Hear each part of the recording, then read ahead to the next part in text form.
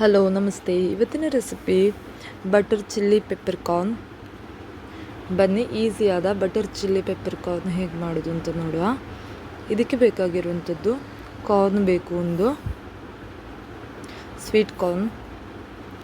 ನೋಡಿ, ಇದನ್ನ ನಾನು ಫಸ್ಟಿಗೆ ಕಟ್ ಮಾಡ್ಕೊಳ್ತಾ ಇದ್ದೀನಿ. ಈ ಥರ ಕಟ್ ಮಾಡಿಕೊಂಡು ನಾವು ಇದನ್ನ ಹಬೆಯಲ್ಲಿ ಬೇಯಿಸ್ಕೊಳ್ಬೇಕು ಅಥವಾ ಸ್ಟೀಮ್ ಮಾಡ್ಕೊಳ್ಳಿ. ನಾನಿಲ್ಲಿ ಈ ಥರ ಬೇಯಿಸ್ಕೊಳ್ತಾ ಇದ್ದೀನಿ ನೋಡಿ. ನೆಕ್ಸ್ಟ್ ನಮಗೆ ಬೇಕಾಗಿರುವಂಥದ್ದು ಒಂದು ಪ್ಯಾನ್ ಬೇಕು. ನಾವು ಹಬೆಯಲ್ಲಿ ಬೇಯಿಸಿಟ್ಕೊಂಡಿರುವಂತಹ ಜೋಳವನ್ನು ಬಿಡಿಸಿಟ್ಕೊಂಡಿರಬೇಕು.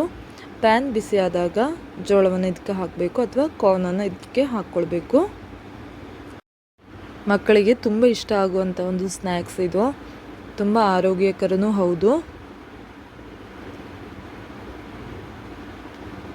ನೋಡಿ, ಈ ಥರ ಫ್ರೈ ಮಾಡ್ಕೊಳ್ಳಿ. ಚೆನ್ನಾಗಿ ಫ್ರೈ ಮಾಡ್ಕೊಳ್ಳಿ. 1-2 ನಿಮಿಷ ಕಳೆದ ಮೇಲೆ ನಾವು ಇದಕ್ಕೆ 1 ಸ್ಪೂನ್ ಆಗುವಷ್ಟು ಬಟರನ್ನು ಹಾಕ್ಕೊಳ್ಬೇಕು.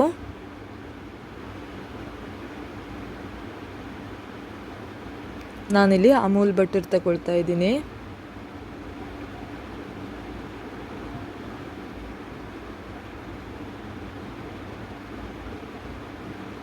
ತುಂಬ ಟೇಸ್ಟಿಯಾಗಿರುತ್ತೆ, ಕ್ರಂಚಿಯಾಗಿರುತ್ತೆ.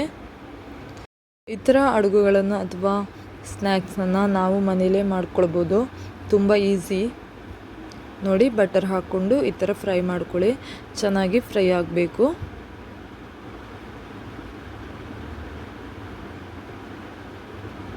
ಒಂದು 10 ನಿಮಿಷ ಕಾಲವರೆಗೆ ನಾವು ಇದನ್ನ ಫ್ರೈ ಮಾಡ್ಕೊಳ್ಬೇಕು. ಆವಾಗ ಮಾತ್ರ ಅದು ನಮಗೆ ಕ್ರಂಚಿಯಾಗಿ ಸಿಗುತ್ತೆ.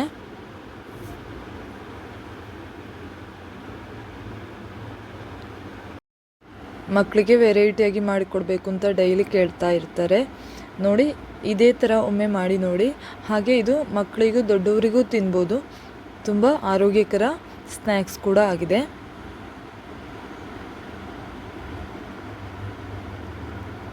ನೋಡಿ, ಚೆನ್ನಾಗಿ ಫ್ರೈ ಮಾಡ್ಕೊಳ್ಬೇಕು ಮಾತ್ರ ನಾವು, ಪೇಷನ್ಸ್ ಇಟ್ಟು.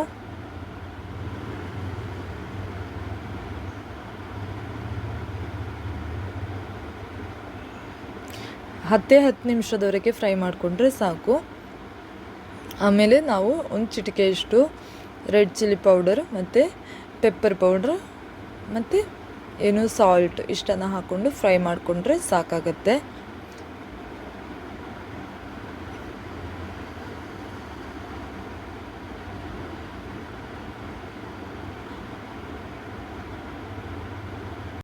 ಕೊನೆಯ 1-2 ನಿಮಿಷಗಳ ಕಾಲ ನಾವಿದನ್ನ ಹೈ ಫ್ಲೇಮಲ್ಲಿ ಇಟ್ಟು ಫ್ರೈ ಮಾಡ್ಕೊಳ್ಬೇಕಾಗತ್ತೆ. ಆವಾಗ ಮಾತ್ರ ನಮಗೆ ಕ್ರಂಚಿಯಾಗಿ ಸಿಗುತ್ತೆ. ನೋಡಿ, ನಾನು ಉಪ್ಪನ್ನು ಹಾಕ್ಕೊಳ್ತಾ ಇದ್ದೀನಿ. ಯಾವುದೇ ಕಾರಣಕ್ಕೂ ಜಾಸ್ತಿ ಉಪ್ಪನ್ನು ಹಾಕ್ಕೊಳ್ಳಿಕ್ಕೆ ಹೋಗಬೇಡಿ. ಸ್ಟಾರ್ಟಿಂಗಲ್ಲಿ ನಾವು ಒಂದು ಚಿಟಿಕೆಯಷ್ಟು ಉಪ್ಪನ್ನು ಹಾಕ್ಕೊಂಡ್ರೆ ಸಾಕಾಗತ್ತೆ. 1/4 ಸ್ಪೂನಿಗಿಂತಲೂ ಕಮ್ಮಿ ಹಾಕ್ಕೊಳ್ಳಿ. ನಂತರ ಮಕ್ಕಳಿಗೆ ಮಾಡಿಕೊಡೋದ್ರಿಂದ ನಾನಿಲ್ಲಿ ಸ್ವಲ್ಪವೇ ಸ್ವಲ್ಪ ಮೆಣಸಿನ ಹುಡಿ ಅಥವಾ ಚಿಲ್ಲಿ ಪೌಡ್ರನ್ನ ಹಾಕ್ಕೊಳ್ತಾ ಇದ್ದೀನಿ ನೋಡಿ. ಆನಂತರ ಪೆಪ್ಪರ್ ಪೌಡರ್ ಇಷ್ಟನ್ನು ಹಾಕಿ ಚೆನ್ನಾಗಿ ಫ್ರೈ ಮಾಡ್ಕೊಂಡ್ಮೇಲೆ ಎಲ್ಲಾದರೂ ಉಪ್ಪು ಖಾರ ಎಲ್ಲ ಕಮ್ಮಿ ಆಗಿದೆಯಾ ಅಂತ ಒಮ್ಮೆ ಫ್ರೈ ಮಾಡ್ಕೊಂಡಾದ್ಮೇಲೆ ಚೆಕ್ ಮಾಡ್ಕೊಳ್ಳಿ. ಎಲ್ಲಾದರೂ ಉಪ್ಪೆಲ್ಲ ಕಮ್ಮಿ ಇದ್ದರೆ ಹಾಕ್ಕೊಳ್ಳಿ.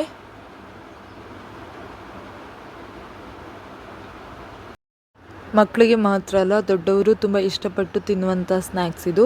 ಟ್ರೈ ಮಾಡೋದಕ್ಕೆ ಮರಿಬೇಡಿ. ನೋಡಿ, ಕೊನೆಯ 1-2 ನಿಮಿಷಗಳ ಕಾಲ ನಾವು ಇದನ್ನ ಹೈ ಫ್ಲೇಮಲ್ಲಿ ಇಟ್ಟು ಫ್ರೈ ಮಾಡ್ಕೊಳ್ಬೇಕಾಗತ್ತೆ. ಆವಾಗ ಮಾತ್ರ ನಮಗೆ ಕ್ರಂಚಿಯಾಗಿ ಸಿಗುತ್ತೆ. ನೋಡಿ ಹೇಗೆ ಬಂದಿದೆ ಅಂತ. ಇವಾಗ ಸ್ಟವ್ನ ಆಫ್ ಮಾಡ್ಕೊಳ್ಬೋದು. ಈ ಅದ್ಭುತವಾಗಿರುವ ಬಟರ್ ಚಿಲ್ಲಿ ಪೆಪ್ಪರ್ ಕಾರ್ನನ್ನು ಮಾಡೋದಕ್ಕೆ ಮರಿಬೇಡಿ. ಹಾಗೆ ಈ ವಿಡಿಯೋ ಇಷ್ಟ ಆದರೆ ಒಂದು ಲೈಕ್ ಮಾಡಿ. ಹಾಗೆ ಯಾರೆಲ್ಲ ಸಬ್ಸ್ಕ್ರೈಬ್ ಮಾಡಿಲ್ವೋ ಸಬ್ಸ್ಕ್ರೈಬ್ ಮಾಡಿ. ಈ ವಿಡಿಯೋನ ಶೇರ್ ಮಾಡಿ ಆದಷ್ಟು. ನೋಡಿ ಹೇಗೆ ಬಂದಿದೆ ಅಂತ.